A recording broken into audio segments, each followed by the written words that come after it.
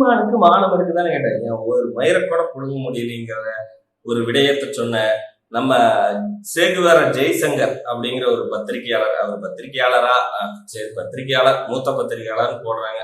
அடுத்தது அவரிடம் உட்காந்து அவரும் ஒரு ஆளுன்னு நினைச்சிட்டு பக்கத்தால உட்காந்து கேள்வி கேட்டுட்டு இருந்த ஊடகம் அறமற்ற மத்த அதாவது இந்த ஆளை யாருக்குமே பிடிக்காது அப்படிங்கிற ஒரு ஆள் யார் அப்படின்னா நம்ம முக்தாரு, முட்டி தெரிஞ்ச முக்தாரு. வேற வேற வழியே இல்லை.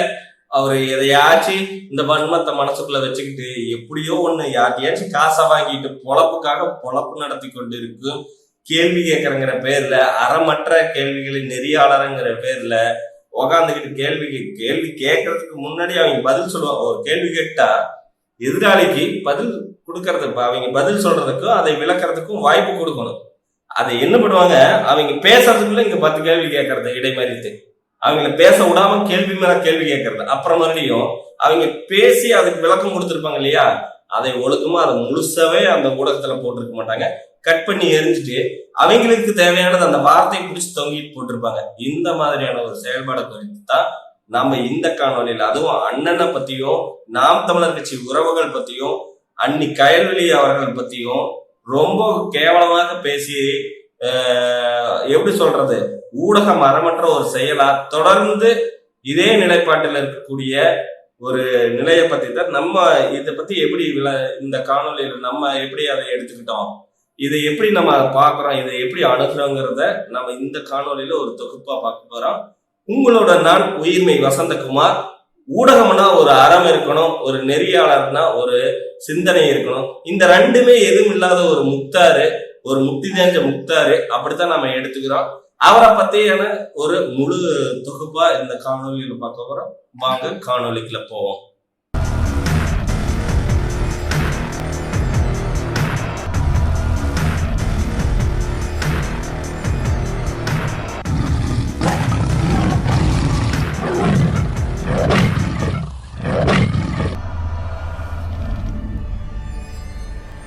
தாய் தமிழ் உறவுகள் அனைவருக்கும் அன்பு வணக்கம். சீமான மானம் இருக்குதான்னு கேட்டேன், ஒரு மயரை கூட புடுங்க முடியல அப்படின்னு நம்ம சேகுவேர ஜெய்சங்கரைய சொல்லுகிறாரு. நீங்க எப்படி வேணா வாய், இந்த வாய் நாக்கு எப்படி வேணா பேசும்.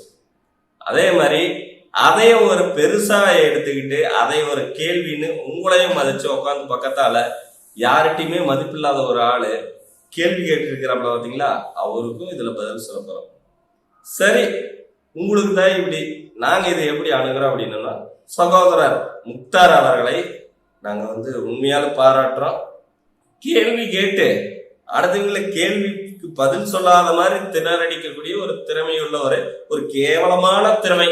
சரி, அது இருந்துட்டு போகுது. அது திறமை இல்ல, நல்ல திறமை என்ன, கேவலமான திறமை என்ன, மொத்தத்துல திறமை அப்படின்னு வச்சுக்கிறோம்னு வைங்க.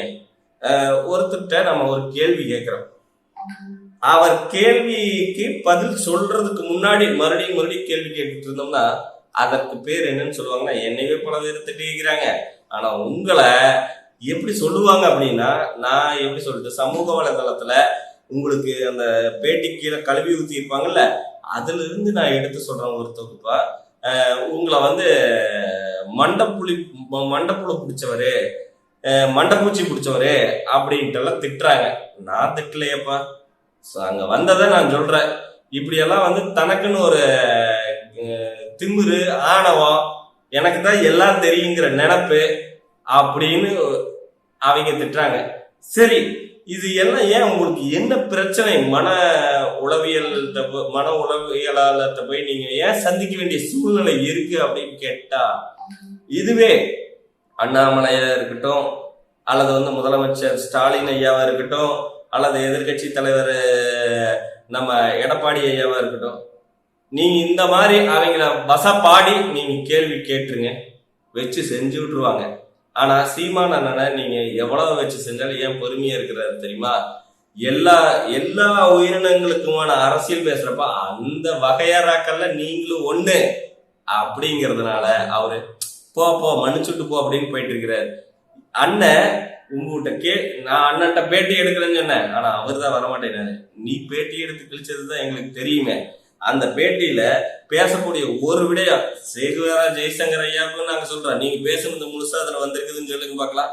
ஏதாச்சும் அந்த முழு விளக்கத்தை கட் பண்ணி போடாம இவங்க ஓட்டி இருக்கிறாங்கன்னு சொல்லுங்க பார்க்கலாம். எல்லாம் சென்சார் கட்டிக்கு நீங்க பேசுனது ஒண்ணுமே வரல. பேட்டினா கேள்வி கேட்டுட்டு பதில் அளிக்கிறவர் தான் அதுக்குரிய விளக்கத்தை தந்துட்டு இருக்கணும். ஆனா இங்க கேள்வியே விளக்கமாக பேசி கொண்டிருக்க ஒரு பேட்டி 1/2 மணி நேரம் போதுன்னு வைங்க, 20 நிமிஷம் முக்தார பேசுவாப்ல. அதுல 10 நிமிஷம் ஏதோ அந்த 10 நிமிஷம் 8 நிமிஷம் 9 நிமிஷம் தான் எதிராளிக்கு பேசக்கூடிய அந்த பதிலளிக்கிறவர்களுக்கு பேசக்கூடிய பேட்டி நேர்காணல்ல இருக்கிறவங்களுக்கு ஒரு வாய்ப்பு கிடைக்கும். மீதி 20 நிமிஷமே இவனே முழுங்கி போட்டு, ஐயோ சாரி மன்னிச்சுங்க, இவரே முழுங்கி போட்டு மற்றவங்களை வந்து என்னமோ இவர் பெரிய ஊடகவியலாளரும் இவரு தான் சிறந்த நெறியாளரமா தன்னை நினைச்சிட்டு இருப்பாரு. அப்படியெல்லாம் கிடையாது. சீமானை பத்தி பேசக்கூடிய முக்தார் அவர்களே, உங்ககிட்ட ஒரு கேள்வி கேட்கிறேன். சீமான் ஐயா வந்து ஒரு 30 லட்சம் பேர்த்த போன எலெக்ஷன்ல சேர்த்திட்டாரு. இந்த எலெக்ஷன்ல ரிசல்ட் வந்ததுக்கு அப்புறம் எத்தனை லட்சம் வாக்குகளை அவர் வாங்கி இருக்கிறாருன்னு தெரியும். தமிழகமே திரும்பி பார்க்கக்கூடிய ஒரு இடத்துல இந்திய ஒன்றியத்தை ஆளக்கூடிய 2 ஆண்டு கொண்டிருக்கும் ஆண்ட கட்சியான 2 கட்சிகளும் சரி, அல்லது இந்த மாநிலத்தை ஆண்டு கொண்டிருக்கும் ஆண்ட 2 கட்சிகளும் சரி, இதையெல்லாம் நாம் தமிழர் கட்சியினாவே கண்டு திணறக்கூடிய அளவுக்கு ஒரு இடத்துல ஒரு மனிதன் நின்றுக்கிறான் அப்படின்னா அது எவ்வளவு பெரிய சாதனை. இந்த சாதனை உங்களால செய்ய முடியுமா? உங்க வீட்டுல இருக்கிறவங்களும் உங்களுக்கு சோறு போட மாட்டாங்கன்னு நினைக்கிறேன். ஏன்னா அப்படி இருக்கிறப்ப தமிழ்நாட்டில் இருக்கிற ஒவ்வொருவரும் இப்ப வந்து சீமானை விரும்பக்கூடிய நபராக ஏற்றுக்கொண்டு மனதளவுல சீமான் கருத்துக்களை உள்வாங்கி இன்னைக்கு வந்து பல கேள்விகளை வைத்திருக்காங்க. இதே முக்தார்ட்ட நான் கேள்வி கேட்கிறேன், இன்னைக்கு இவ்வளவு வெப்பநிலை உயர்ந்திருக்குதுல, இதுக்கெல்லாம் என்ன கேட்டுத்தனத்தை பண்ணாங்க இந்த அரசியல்வாதிகள் அப்படின்னு உங்களால தோலுரிச்சு காட்டுறதுக்கான திராணி இருக்குதா, தெம்பு இருக்குதா, சக்தி இருக்குதா? BMSS சொல்லக்கூடிய வெக்கம், மானம், சூடு, சோரணை எல்லாமே இருக்குதா? உங்களால அவங்களை தோலுரிச்சு காட்ட முடியுமா? இன்னைக்கு இந்த வெப்பநிலை உயர்வதற்கு காரணம் அறிவியல் ரீதியாக கிடையாது, அரசியல் ரீதியாக இவர்கள் பண்ணக்கூடிய அழி சேட்டைகள் அப்படிங்கிறத உங்களால வந்து பண்ண முடியுமா? இது வந்து நீங்க தோலுரிச்சு காட்ட முடியுமா அப்படிங்கறது நீங்க வந்து சொல்லணும் முக்தார். அதே சமயம் ஒரு ஊடக மரம் அப்படிங்கிறது வந்து ஒரு சில விஷயங்கள் இருக்குது.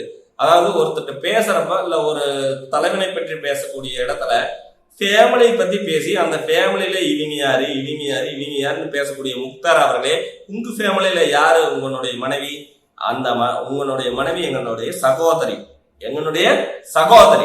எங்கள் சகோதரிய நாங்க அவமானப்படுத்த விரும்பல. உங்க குழந்தைகளை நாங்க அவமானப்படுத்த விரும்பல. ஏன்னா எங்க சகோதரனுடைய குழந்தைகள், எங்க சகோதரனாகிய உங்களுடைய குழந்தைகள் அப்படிங்கிறப்ப அவர்களை நாங்க அசிங்கப்படுத்தவோ அவமானப்படுத்தவோ அல்லது வந்து காரி திருப்பி பேசவோ நாங்க வரல.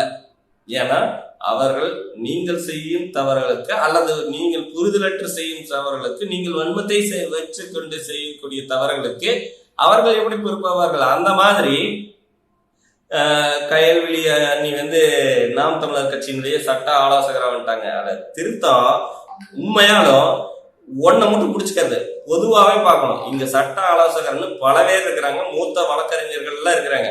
அந்த அம்மா இப்பதான் படிச்சு போட்டு ஃப்ரெஷ் கேண்டிடேட்டா உள்ள வந்திருக்கிறாங்க. அதுல வந்து சட்ட ஆலோசகர்கள் எல்லா பகுதிக்கும் பத்தல அப்படிங்கிறதுனால இருக்கக்கூடிய வழக்கறிஞர்கள் நாம் தமிழர் கட்சியில யாரோ அவங்களுக்கு அத்தனை பேர்த்துக்கும் சட்ட ஆலோசகர் வந்து பொறுப்பு தந்திருக்கிறாங்க. நம்ம ஈரோட இருக்கட்டும், கார்த்திகேயன் வக்கீல் இருக்கிறாரு. இந்த மாதிரி நிறைய பேருக்கு அந்தந்த பகுதியை சேர்ந்த அந்தந்த தொகுதியை சார்ந்த வழக்கறிஞர்கள் சட்ட ஆலோசகராக நியமிக்கப்பட்டிருக்கிறார்கள். அதுல தேர்தல் களத்திற்கான அந்த வேட்புமனு தாக்கல், அதே மாதிரி வேட்பாளருக்கான விடயத்திற்கும் கட்சியினுடைய செயல்பாட்டுக்கு கட்சி பொறுப்பாளர்கள் வந்து அடிக்கடி ஏதோ ஒரு கேஸ் போட்டுறாங்க இல்லையா, சும்மாவே போடுவாங்க. அப்படி நாம் தமிழர் கட்சினாவே வம்படியா கூப்பிட்டு கேஸ் போடுற இடத்துல இதையெல்லாம் வந்து அண்ணனே பார்த்துட்டு இருக்க முடியாது இல்லைங்களா? அதனால வழக்கறிஞர்களுடைய ஒரு அணி வச்சு வழக்கறிஞர்கள் வந்து அதை மட்டும் பார்த்துக்கணும்னு சொல்லி சட்ட ஆலோசகரா பல பகுதிகளில் ஏன் ஒரு சின்ன அமைப்பு கூட சட்ட ஆலோசகரா வச்சிருக்குது. யார் வச்சிருக்குது? ஒண்ணு அவங்களுக்கு ரொம்ப நெருங்கியவங்க தெரிஞ்சவங்க இருந்தா அவங்கள வச்சுப்பாங்க. இல்ல அப்படின்னா மட்டும்தான் சுற்று வட்டாரத்துல ஓரளவுக்கு தெரிஞ்சவங்கள வச்சுப்பாங்களே தவிர எல்லாத்தையும் சட்ட ஆலோசகரை வச்சுப்பாங்களா? வச்சுக்க மாட்டாங்க. ஓரளவுக்கு முகம் தெரியணும், அந்த ஃபேஸ் தெரியணும். அப்படி இருக்கக்கூடியவங்களை தான் சட்ட ஆலோசகரை வச்சுப்பாங்க. நீங்க என்ன ஊத்துன்னு ஊத்துறீங்கன்னா கயல்விழி அணி கட்சியினுடைய மிகப்பெரிய சட்ட ஆலோசகராக மாறிட்டாங்க. இது ஏன் இந்த கருத்து திணிப்பு, ஒருத்தரை வன்ம திணிப்பு பண்றீங்க? அதுவும் இல்லாம கயல்விழி அணியோட உறவினர் மகனான பையனை பத்தி பேசுறீங்க. அந்த பையன் ஏதோ இங்க நம்ம அண்ணனை பார்த்து நானும் கட்சிக்குள்ள வரேன்னு சொல்லிட்டு வர்றது அது தவறா? கட்சிக்குள்ள வர்றது தவறா? அப்போ ஏன் வாரிசு அரசியல் எதிர்த்து பேசுறாரு? வாரிசு அரசியல இவரு கொண்டாடுறாரு. எப்ப கொண்டாந்தாரு? நீ பாத்தியா? பாத்தையா? அப்போ சாரி, பாத்தீங்களா மிஸ்டர் முக்தார் அப்படின்னு நம்ம கேட்கிறோம். ஓகேவா? கோபத்துல சிலர் பாகத்து வரும். இருந்தாலும் மன்னிப்பு கேட்டு நம்ம மறுபடியும் ரீகண்டக்ட் பண்ணிக்கிறோம். ஓகேங்களா? ரீஸ்ட்ரக்சர் பண்ணிக்கிறோம். சரி, இப்போ இவர் சொன்ன மாதிரி வாரிசு அரசியலை பத்தி பேசினார் இல்லைங்களா? நம்ம மாநிலத்தை ஆளக்கூடிய ஆளுங்கட்சியினுடைய தலைவரான நமது மாண்புமிகு ஐயா ஸ்டாலின் அவர்களை நேருக்கு நேராக உட்கார வைத்து நேரடியாக உங்களால கேள்வி கேட்டு திணறி அடிக்கிறங்கிற பேர்ல சாவடிச்சுட்டு இருக்கிறீங்கல்ல, சத்தியமா ஊடக அறத்தை எல்லாமே கொண்டு புதைச்சிட்டு பண்ணிட்டு இருக்கக்கூடிய நீங்க அந்த கேலித்தனம் இருக்குதுல்ல, அதை அவர்கிட்ட கொண்டு போய் வெயிங்க பார்க்கலாம். ஏன் உங்களால வைக்க முடியல? முடியலையா? உங்களுக்கு அதாவது நான் கேட்ட மாதிரி விஎம்எஸ்எஸ் இல்லைங்களா? இருந்தா நீங்க போய் கேளுங்க பார்க்கலாம். அவர்கிட்ட போயிட்டு ஐயாட்ட போயிட்டு நீங்க உட்காந்து வாரிசு அரசியல் நீங்க பண்றீங்க, நீங்க மணல் திருடுறீங்க, நீங்க கன்னியாகுமரியில மலையை வெட்டி கொள்ளையடிக்கிறீங்க, பரந்தூர் விமான நிலையம் அமைக்கிறேன்னு சொல்லிட்டு மக்கள் விவசாயிகள் எல்லாருமே விவசாய மக்கள் எல்லாத்தையுமே நீங்க சாவடிக்கிறீங்க. உங்க ஆட்சியில பொற்கால ஆட்சி நீங்களே தான் சொல்லிக்கிறீங்களே தவிர கற்கால ஆட்சி போயிருச்சு அப்படின்னு சொல்லிட்டு உங்களால பேச முடியுமா முக்தார் அப்படின்னு நான் கேட்கலீங்க. நான் கேட்கவே இல்லை. எக்ஸ்ட்ரா வேணா வார்த்தைகளை சேர்த்திருப்பேன் தவிர இதனுடைய அடிப்படையான கேள்விகள் எல்லாமே நம்ம மக்களும் கருத்தியலாளர்களும் கீழே எல்லாம் கமெண்ட்ல சொல்றாங்க. என்னை கூப்பிட்டு இப்படி ஒரு கேள்வி கேளுங்க அப்படின்னு என்கிட்ட சொல்றாங்க. எல்லா விஷயத்தையும் நம்ம ஓப்பனா பேச முடியாது இல்லையா? உங்களை மாதிரி சும்மா நான் என்ன மண்டைப்புளி பிடிச்சவனா இல்ல மண்டைப்பூச்சி பிடிச்சவனா அப்படியெல்லாம் கிடையாது. அதே மாதிரி நாம் தமிழர் கட்சி பத்தி அது நாம் தமிழர் கட்சியினுடைய தலைமை ஒருங்கிணைப்பாளராக இருக்கக்கூடிய அண்ணன் செந்தமிழன் சீமான என்ன பிதாமகன் விக்ரம்னு சொல்லிக்கிறாரு. பிதாமகன் விக்ரமமா? வேண்டாம் வேண்டாம் வேண்டாம் எங்கய்யா, நான் கேட்கிற பிதாமகன் விக்ரம்ங்கிறீங்களே, சரி நான் கேட்கிறேன். நல்லா சட்டையை அழகா போட்டுக்கிட்டு பவுடர் அடிச்சுக்கிட்டு அப்புறம் அப்படி பண்ணலையா இப்படி பண்ணலையான்னு கேள்வி கேட்கிறேன். நீங்க சோத்துக்கு எங்க போவீங்கயா? சோத்துக்கு எங்க போவீங்க? மளிகை கடைக்கு போவீங்க. அந்த மளிகை கடைக்கு அரிசி எங்க இருந்து வருது? அரிசி எங்கிருந்து வருது? விவசாயிட்டு இருந்து வருது. சரி, அந்த விவசாயி எங்கிருந்து ப்ரொடக்ஷன் பண்றாங்க? நிலத்துல இருந்து. அந்த நிலத்துல இருந்து ப்ரொடக்ஷன் பண்ணக்கூடிய அரிசிக்கு எத்தனை வகையான உயிரினங்கள் அதற்கு உதவுது? அந்த மண் எப்படி உதவுது? இதற்கு நீர் ஆதாரம் எப்படி தேவைப்படுதுங்கிற முதற்கொண்டு திங்கிறப்ப தெரிய வேண்டாமா? திங்கிறப்ப இந்த வயிற்று நப்ப திங்கிறோம்ல, அப்ப இதெல்லாம் தெரிய வேண்டாமா? அதாவது ஒரு அரிசி நம்ம அரிசியை போய் ஒரு கணக்குல நம்ம கடையில வாங்கிட்டு வர்றதுதான் தெரியுது தவிர அது எப்படி உற்பத்தி ஆகுதுன்னு சொல்லி அதனுடைய கஷ்டம் அந்த விவசாயிக்கு தெரியும். உங்களை எல்லாம் என்ன பண்ணணும் தெரியுமா? சாட்டை எடுத்து நாட்டை திருத்துங்கிற மாதிரி விட்டு கிளப்பி கொண்டு போய் விவசாயிட்ட விட்டு 10 மாசம் 20 மாசம் உட்கார வச்சு விவசாயி எப்படி உழுவுறான், அந்த மண்ணுல என்னென்ன ப்ராசஸ் ஆகுது, அந்த மண் எப்படி இருந்தா அதை பயிரிட முடியும், அதற்கான வழிமுறை என்ன அப்படின்னு உட்கார வச்சு பாடம் எடுக்கணும். சாட்டை எடுத்து வெளுத்து பாடம் எடுக்கணும். அப்பதான் அரிசி எங்கிருந்து வருது, சோறு எங்க இருந்து வருதுன்னு தெரியும். சும்மா வாயில சோத்தத்தின்னு போட்டு எனர்ஜி இருக்குதுன்னு கேட்கிற கேள்வியில அது வந்துடாது. பயிரிடணும். அப்ப அதை பத்தி பேசக்கூடிய ஒரு தமிழ்நாட்டுல, இந்த இந்தியாவுல, இந்த உலகத்துல விவசாயிகளை பத்தி, அந்த விவசாயம் சம்பந்தப்பட்டமான விடயங்களை பத்தி, அந்த விவசாயிகளுக்கு உதவக்கூடிய மிக நுண்ணுயிர்களை பத்தி, உயிரினங்களை பத்தி, ஏன் இந்த மரம் செடி கொடிகளை நட்ட அந்த பறவை இனங்களை பற்றி, இந்த வனங்களை பாதுகாக்கக்கூடிய விலங்கினங்களை பற்றி பேசக்கூடிய ஒரே தலைவன் செந்தமிழன் சீமான் அவர்களை தவிர வேற யார் இருக்கிறாங்க? முக்தார், நீங்க சும்மா கேள்வி கேட்கறீங்க இல்லைங்களா? உங்ககிட்ட நான் கேள்வி கேட்கிறேன். அந்த நுண்ணுயிர்கள்லாம் செத்து போச்சு அப்படின்னா இங்க பயிர் விளையாது இல்லையா? இந்த பூமியை மலடாக்கிட்டு இருக்கிறாங்கல்ல, அந்த விஷயத்த ஏன் நியூட்ரினோ திட்டத்தை பத்தி உங்களால பேச முடியுமா? மீத்தேன் ஈத்தேன் திட்டத்தை பத்தி பேச முடியுமா? அணு உலையினுடைய சாதக பாதகத்தை பத்தி பேச முடியுமா? ஏன் தூத்துக்குடி துப்பாக்கி சூட்டு சம்பவம் இருக்குதுல்ல, அதை பத்தியான ஏதாச்சும் ஒரு உண்மையான விளக்கத்தை, உண்மையான பார்வையை நீங்க எடப்பாடி ஐயா உட்கார வச்சு நீங்க பேச முடியுமா? இத்தனை எல்லாம் சும்மா நான் சீமான் ஐயாவை பேட்டி கூப்பிட்டா அவர் வரல, ஏன் வரல? நீ எல்லாத்தையும் சரியா போட்டுருவீங்களா? லைவ் ப்ரோக்ராம் பண்ண சொல்றாரு என்ன, நீ லைவ் ப்ரோக்ராம் பண்ணிருவியா? அதே மாதிரி ஒரு கேள்வி கேட்டா அந்த பதில் முடிகிற வரைக்கும் பொறுமையா இருந்து அடுத்த கேள்வி உன்னால கேட்க முடியுமா? முடியாது, முடியாது. உனக்கு குடையும் குடைச்சல் குடைச்சல் குடைச்சல் மண்டையில புழு இருக்குது பார்த்தீங்களா, அது குடைஞ்சுக்கிட்டே இருக்கும். அப்ப குடையிறப்போ உன்னால சும்மா இருக்க முடியாது. வேற கேள்வி நீ கேட்ப, உன்னால கேட்ப. அதற்குன்னு ஒரு அறமில்லாத ஒரு கேள்வி வைப்ப நீ. தமிழர்களை நேசிக்கக்கூடிய, தமிழ் மொழியை நேசிக்கக்கூடிய மேதகு பிரபாகரன் ஐயாவுடைய வழிவந்த ஒரு அரசியல் புரட்சியை உருவாக்கி இன்னைக்கு தமிழ் தேசியத்தை வென்றெடுத்தாகணும், காலத்தின் கட்டாயம் சொல்லி மக்களிடம் ஒரு விழிப்புணர்வை உருவாக்கி, வீழ்ந்து கிடைக்காதே தமிழா, நாம் வீழ்ந்து கிடப்பவர்கள் அல்ல, இதை இந்த தமிழ்நாட்டை ஆளப்போகிறவர்கள் ஆண்டு வெல்ல வேண்டும், வென்று ஆள வேண்டும் அப்படின்னு ஒரு கருத்தை விதைத்து தமிழர்களுக்கு விழிப்புணர்வு ஊட்டி இன்னைக்கு இந்த அளவுக்கு ஒரு கட்டமைப்பு கொண்டாந்துருக்கிறார்னா மிஸ்டர் முக்தார், உங்களால முடியுமா? உங்களால முடியுமான்னு யோசிங்க. நம்மளால முடியாதது யாரோ ஒருத்தர் பண்றாங்க, சரி நாம அவர்கள் வழியில பின்பற்றுவோம். தமிழர், அதாவது யாரா தமிழர்கள்னு அண்ணன் பேசினாரு, யார் தமிழர்கள்னு அண்ணன் பேசினாரு? ஒரு தெலுங்கு பேசக்கூடிய ஃபேமிலியில அவர்களுடைய நான்காவது வழி பேரன் அவர்கள் குடும்பத்திற்குள்ள பேசுறப்ப அவர்களுக்கு இணக்கமாக தெலுங்கு பேசக்கூடியவர்கள் அப்படின்னா அவர்கள் தெலுங்கு பேசக்கூடியவர்கள் தான். அண்ணன் என்ன சொல்லியிருக்கிறாரு? தெலுங்கு பேசுறவர்கள் வேண்டாம், கன்னடம் பேசுறவர்கள் வேண்டாம், மலையாளம் பேசுகிறவர்கள் வேண்டாம், உருது பேசுகிறவர்கள் வேண்டாம் அப்படின்னு சொன்னாரா?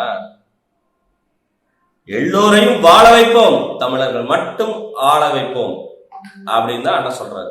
இந்த நிலத்தை, இந்த மண்ணை ஆளக்கூடிய தகுதி யார்கிட்ட இருக்கணும்? தமிழர்களுக்கு தான் இருக்கணும். இப்போ ஒரு பறவையினுடைய கூண்டு இருக்குது, அந்த பறவையினுடைய கூண்ட அந்த பறவை தான் ஆட்சி செய்யணும். அந்த பறவை தான் குருவி கட்டின கூட்டுல குருவிதான் இருக்கும். அதுக்குள்ள போய் கிளி உக்காந்துக்காது, அதுக்குள்ள போய் ஆந்தை உட்காந்துக்காது. அந்த மாதிரி இங்க தமிழ்நாட்டுல நாம தமிழர்கள் தான் ஆளணும். ஏன்னா அந்த கூட்டை பத்தி, அந்த கூடை பத்தி அதுக்கு தான் தெரியும். அந்த மாதிரி தமிழர்களுடைய வழி, தமிழர்களுடைய வேதனை, அவர்களுடைய வாழ்வியல் முறையெல்லாம் தமிழர்களுக்கு தான் தெரியும். ஏன் இவங்களுக்கு தெரியாதானா? தெரியும், இல்லைன்னு சொல்லல. அவங்க ஆட்சிக்கு வரட்டும், களத்துக்கு வரட்டும். ஏன் இப்போ சீமானந்தனுடைய கட்சி, நாம் தமிழர் கட்சியில பல தெலுங்கர்கள், பல கன்னடர்கள் இருக்கிறாங்கப்பா, பொறுப்பாளர்களா இருக்கிறாங்க. ஏன் மாற்று மொழியினர் வேட்பாளராக கூட நின்று இருக்கிறாங்க. இல்லைன்னு சொல்லுங்க பார்க்கலாம். ஏற்றுக்க முடியுது? அவங்களால ஏற்றுக்க முடியாது, இதெல்லாம் தாங்க முடியாது. மாற்று மொழிக்காரர்கள் வேட்பாளராக கூட அண்ணன் சீட்டு தந்திருக்கிறாரு, அவர்களுக்கும் அதற்குரிய மதிப்பை தந்திருக்கிறாரு.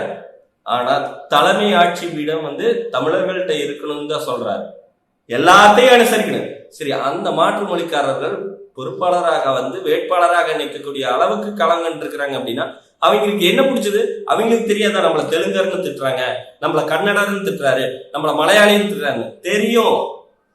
அவர் என்ன பேசுறாரு? அவர் ராதாரவி ஐயாவே ஒரு இடத்துல சொல்லியிருக்கிறாரு, சீமான் சொல்லக்கூடியது சரி, எனக்கு வலிக்குது, மற்றவங்களுக்கு வலிக்கணும்.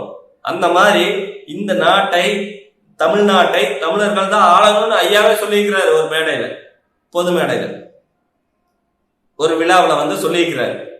அப்படி இங்க என்ன நடக்குதுன்னு கலச்சூழல் பார்க்காம சும்மா நமக்கு கேள்வி கேட்க தெரியும், நைட் எல்லாம் எழுதி வச்சுக்கிட்டு மனப்பாடம் பண்ணிக்கிட்டு வந்துட்டு நாம உலகத்திலேயே மிகச்சிறந்த அறிவாளி, ஒரு ஐஏஎஸ் எக்ஸாம் போய் எழுத முடியுமா? ஒரு டிஎன்பிஎஸ்சி எக்ஸாம் எழுத முடியுமா முத்தாரங்கனால? இதெல்லாம் சும்மா ஊடகத்துல உட்காந்துக்கிட்டு கேள்வி கேட்கறவங்க பேர்ல ஒரு அறமற்ற செயலை கையில் எடுத்திருக்கிறீங்க. இதுக்கு சேகுவேர ஜெய்சங்கர் வேற பதில் அளிக்கிறாரு, ஒரு மயிரை கூட பிடுங்க முடியல. உங்க மயிரை பிடுங்கிறதெல்லாம் எங்க வேலை கிடையாது, நாம் தமிழர் கட்சியோட வேலை கிடையாது, அண்ணன் செந்தமிழன் சீமானோட வேலை கிடையாது. அவருக்கு மிகப்பெரிய வேலையை இந்த தமிழ் தேசியத்தை வென்றெடுப்பது, மேதகு பிரபாகரன் அவனுடைய கொள்கையை விதைப்பது, இதுதான். இதற்கு இன்னொன்று சொல்லுவாங்க, ஏன் மேதகு பிரபாகரன் ஐயாவுடைய படத்தை தடை செஞ்சிருக்கிறாங்க, அந்த தடை செஞ்சதை இங்க பயன்படுத்தக்கூடாது அப்படிங்கிறப்போ ஏன் நாம் தமிழர் கட்சி மட்டும் பயன்படுத்துது? இது பிஜேபிக்கு இங்கே இணக்கமா அப்படின்னா பைத்தியமான்னு கேட்கிறேன். அண்ணன் தெளிவா பொது மேடைகள்ல இருக்கட்டும், தன்னுடைய கருத்திலா இருக்கட்டும், எப்ப பேசினாலும் தெளிவா சொல்றாரு, நம் இனத்தை கொன்றொழித்த காங்கிரஸ் கட்சி துரோகி கட்சி, அதற்கு கூட்டு துணை போன பாஜக பச்சை துரோகி கட்சி அப்படின்னு தெளிவா சொல்றாரு. இவர்கள் ரெண்டு பேர்த்தையும் எந்த ஒரு காரணத்துக்கும் எப்பவும் சமரசமே கிடையாது, எதற்கும் சமரசம் கிடையாது. அதே மாதிரி இங்க நாடக கம்பெனி நடத்தி இந்த நாடகத்தின் மூலமாக தமிழர்களை ஏமாற்றி ஆட்சி பீடத்தில் உட்கார்ந்து கொண்டிருக்கு இந்த திராவிட கட்சிகள்கிட்ட ஒருபோதும் எக்காரணம் கொண்டு சமரசம் கிடையாது. அப்படி சோடை போகணும்னா 1000 கோடி விலை பேசினப்பவே அண்ணன் போயிருக்கணும், தான் செட்டில் உண்டு அப்படி உண்டு. கட்சியில அத்தனை சொத்து சேர்த்து வச்சுட்டு உட்காந்துருக்காரு, பிச்சைக்காரரா இருக்கிறாரு அப்படின்னு சொல்லிட்டு தான் மகனை கொண்டு போய் அமெரிக்கன் இன்டர்நேஷனல் ஸ்கூல்ல சேர்த்திக்கிறாரு. அப்படின்னா நீங்க அந்த அளவுக்கு தரமா இங்க பாட கல்வி திட்டங்கள்லாம் தந்துட்டு இருக்கிறீங்களா? இங்க தந்துட்டு இருக்கிறீங்களா? இப்போ ஒரு கல்வி திட்டம் வந்துருச்சு, இன்னொரு அடுத்த கல்வி திட்டம் ஸ்ரீ கல்வி திட்டம்னு சொல்லி, அதாவது நம்ம இந்திய ஒன்றிய அரசனுடைய கல்வி திட்டத்தை இங்க கொண்டாந்து திணிக்கிறதுக்கான கை கொடுப்பு வேலையெல்லாம் பண்ணி போட்டு இங்க அண்ணன் செந்தமிழன் சீமான கேள்வி கேட்டுருக்கீங்க. ஒரு ஆட்சி அதிகாரத்தை கையில இவர் பண்ணலின்னா நீங்க கேட்கறது சரியான கேள்வி, நானும் உங்களோட உட்காந்து கேட்கறேன். முதல்ல வாய்ப்பு கொடுக்குறா சார், வாய்ப்பு கொடுங்க. 2026 நீங்க வாய்ப்பு கொடுத்தாலும் கொடுக்கலனாலும் அவர் தான் முதலமைச்சர். அப்போ அதற்கான பதில் எல்லாம் சொல்லுவாரு, அண்ணன் செயல்கள்ல பதில் சொல்லுவாரு. உங்களுக்கு இந்த அறமற்ற கேள்விக்கெல்லாம் ஒவ்வொன்றுக்கும் பதில் சொல்லிட்டு உட்காந்துட்டு இருக்க எங்க அண்ணன் என்ன உங்களை மாதிரி 4 டெண்டர் போட்டு பிச்சை எடுத்து அதுல ஆட்டை போட்டு கூட்டத்தினுடைய தலைவன் நினைக்கிறியா? அப்படி கிடையாது. யார் சீமான் எப்படிப்பட்ட மனநிலையை கொண்டவர்? பிதாமகன் விக்ரமருக்கு ஒப்பிட்டு பேசுறீங்க, நாக்கு அழுகி போயிரும். அண்ணன் செந்தமிழன் சீமான் முதல்ல தன்னை எப்படி நம்ம தமிழ் பேசணும், நம்ம தமிழ்ல அனைவருக்கும் பேசி பழகணும், அப்பதான் நாம தமிழை பத்தி பேச முடியும்னு சொல்லி அவரேவே முழுமையா தமிழுக்காகவே மாத்திக்கிட்டாரு. இன்னைக்கு அவர் வாயிலிருந்து வர்றது எல்லாமே தமிழ், அவருக்கு ஆங்கிலமே மறந்து போச்சு. திடீர்னு ஏதாச்சும் கேட்பாரு, ஏப்பா அது ஆங்கிலத்துல என்னப்பா சொல்லுவாங்க, இங்கிலீஷ்ல என்ன சொல்லுவா, அந்த அளவுக்கு தமிழ்ல ஊறிட்டாரு. அத தம்பிகளுக்கும் போதிக்கிறாரு. ஏன் தாய்மொழி கல்விகள் எல்லாமே அழித்திட்ட நாடுகள் இருக்குது பாத்தீங்களா? தாய்மொழி கல்வி இல்லாம பிறமொழி கல்வி திட்டத்தை கொண்டு இருக்கக்கூடிய நாடுகளுடைய கல்வி திட்டம் எப்படி இருக்குது, கல்வியினுடைய தரம் எப்படி இருக்குது, அதே சமயம் தாய்மொழி கல்வி முறையில கற்கக்கூடிய பாடத்திட்டங்களை கொண்ட அந்த நாடுகளுடைய கல்வித்தரம் எப்படி இருக்குது அப்படிங்கறது தெளிவா தெரியும். திஸ் இன்ஜின் இஸ் ரன்னிங் அப்படிங்கிறதுக்கு இந்த இயந்திரம் இப்படி, இந்த இயந்திரத்தினுடைய பாகங்கள் இப்படிதான் ஓடுது அப்படிங்கிறதுக்கு வித்தியாசம் இருக்குல்ல. இது புரியுமா? அப்ப தாய்மொழி கல்வி பற்றி பேசக்கூடிய, வழக்காடு மொழி பற்றி பேசக்கூடிய, வழிபடு மொழி கல்வி பத்தி பேசக்கூடிய நம்ம தாய்மொழி அழிந்து சிதைந்து கொண்டு நம்ம முகங்கள் வந்து முகவரியாக இருக்கக்கூடிய நம்ம முகங்களின் முகவரியாக இருக்கக்கூடிய தமிழ் மொழியை அழித்து விட்டு வேறொருத்தன் தன்னுடைய நாட்டிற்கு அப்பன் என்று சொல்லி சொந்தம் கொண்டாடுவதை அண்ணன் எதிர்ப்பது உனக்கு வன்மம் உடையதுன்னா நீ யார்? நீ எப்படிப்பட்டவர்? நீ எங்கிருந்து வந்தவன்? நீ யாருக்காக பேசுகிறாய்? நீ யாரிடம் பணம் வாங்கி கொண்டு பேசுகிறாய்? அப்படிங்கிற பல கேள்வி நான் கேட்கல. உங்க பேட்டி பார்த்தா ஒவ்வொருத்தருடைய மனதில் இருக்குது. நீங்கள் எப்படிப்பட்ட பிம்பம், யாருடைய நிழல், யாருக்காக இந்த வன்மத்தை உங்களுக்குள்ள திணித்துக் கொண்டு உங்களுக்காக, உங்கள் குடும்பத்துக்காக, உங்கள் பிள்ளைகளுக்காக சேர்த்து பேசக்கூடிய அண்ணன் செந்தமிழன் சீமானா இப்படி ஈனத்தரமா கேள்வி கேட்டு அவர்கள் குடும்பத்தை அசிங்கப்படுத்திக் கொண்டிருக்கும் நீங்கள் யார்? எங்கிருந்து வந்தவர்கள் அப்படின்னு நான் கேட்கல. ஒவ்வொரு மனதிலையும் மக்கள்கிட்ட நாம போய் ஏதாச்சும் கேட்டோம்னா இப்படி இந்த முக்தார் இப்படி சொல்லிக்கிறாருன்னு கேட்டா அவர் ஒரு ஆளு போங்க, அவருக்கு வேலையில சும்மா இந்த காசுக்கு மாரடிச்சு தெரிகிற ஆளு அப்படிப்பாங்க. நான் சொல்ல அப்படிதான் சொல்றாங்க. அப்போ உங்களுடைய நிலைமை, உங்க மேல இருக்கக்கூடிய மதிப்பு மக்கள் இடத்துலயே எப்படி இருக்குதுன்னு பாரு. இதுவே சீமான பத்தி போய் கேளுங்க. ஏங்க சீமான் இப்படி சொன்னாருன்னா என்னங்க அப்படின்னா, ஏப்பா அந்த ஒரு ஆள் தான் நல்லதை பேசிட்டு இருக்கிறாப்ல, அவரையும் போட்டு இப்படி போட்டு குடைச்சல் பண்றீங்களே, ஏதோ அந்த ஆள் வரட்டும்பா, மாற்றம் உருவாகட்டும்பா அப்படின்னு மக்கள் கெஞ்சுறாங்க, மக்கள் கேட்கிறாங்க. இவனுக்கு வந்து இன்னைக்கு நாடு இப்படி சுடுகாடா போய் கிடக்குது. சீமானாவது வரட்டும் அப்படின்னு சொல்றாங்க.